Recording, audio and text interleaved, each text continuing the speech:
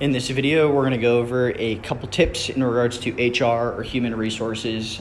This series of tips is going to apply to any W-2 employee. So whether you're a technician in the field, you're a canvasser doing marketing, or an office manager, managing the office, or whatever your given role is, this applies to you if you're tracking your hours and you're getting paid for them. So a couple high-level points to summarize unpaid lunch breaks. Okay, unpaid lunch breaks are provided and expected to be taken.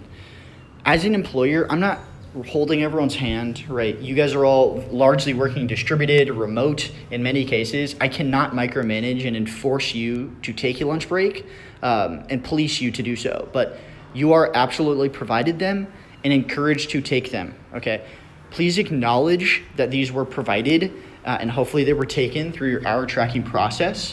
Right now, it's just a checkbox that you check every time you're inputting your hours for that given day.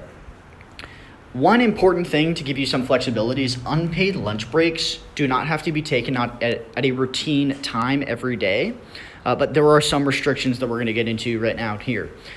So you're allotted a one unpaid 30-plus minute meal break.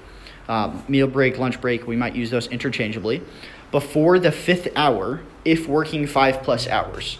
So if you're working more than 5 hours, that's when it triggers an unpaid lunch break, okay? So if you're working 5+ hours, so let's say like at the markets, most canvassers, you're working 4 hours, right? You're not technically passing the 5th hour in most cases. You do not have to take a lunch break in that case. But most other shifts, technicians, office managers, you are working more than 5 hours, and you need to take one unpaid 30-plus minute meal break before the 5th hour if you're working more than 5 hours, okay? So if you're working more than 5 hours, you need to take a meal break before the 5th hour, okay? If you're working and you're allotted one of them, okay, if you somehow work a really, really long day, 10+ hours, this is really not going to happen for canvassers or office managers, but this might happen for technicians in the field, let's say during Christmas light season. In extreme cases, you might work more than 10 hours, which is, again, very rare, hopefully. But in that case, you're allotted 2 unpaid 30-plus minute meal breaks if you work 10+ hours.